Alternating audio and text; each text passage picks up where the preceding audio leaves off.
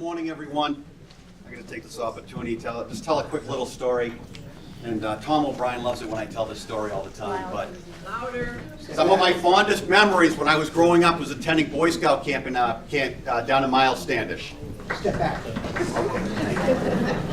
And when I was 13, I took life-saving merit badge with Tommy, and he didn't pass me in that badge. But it was the right thing, because I wasn't a strong swimmer. I didn't despair. I took a step back. I came back a couple years later. I got my life-saving merit badge. I went on to become an Eagle Scout, and 35 years later, I'm in my 4th term on the Plymouth Board of Selectmen. And by the way, Arnie Briggs ran a hell of a camp. Never got enough.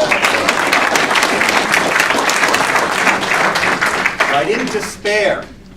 And 15 months ago, I lost a state rep race by 402 votes out of 24,000. That was the closest race in the state out of 200. Okay, so I'm back again, and we can do it this time. All right? So, so during the day, I'm a member of Local 4. I'm an elevator mechanic. Now, when I work with women, and I'm very fortunate to be a member of that union. When I work with women, they work beside me.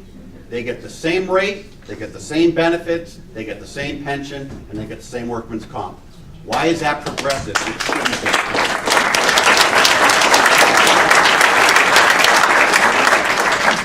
Grew up in the 80s following the Boston Celtics. The original Big Three we all know is Bird, McHale, and Parrish. All the NBA teams nowadays are trying to find the Big Three. The Big Three in any community, I believe, structurally, is your finance director, your town manager, and your director of economic development. All three in Plymouth are females. Why is that progressive? It shouldn't be. And 2 of those 3, I would hold up to be the best, if not the best, in their skill set across the Commonwealth of Massachusetts. And the last thing I'm going to wrap up on is infrastructure and financial conservatism.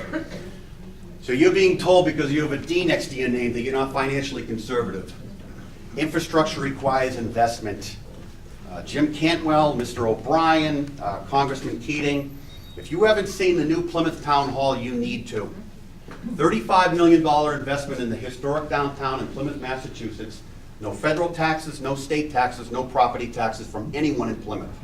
We took the meals tax option at 0.75%. We earmarked it for the new town hall. $35 million investment. 40 to 60% of that revenue is coming from people that don't live in Plymouth, Massachusetts, the United States of America. When you handle money responsibly, good things happen.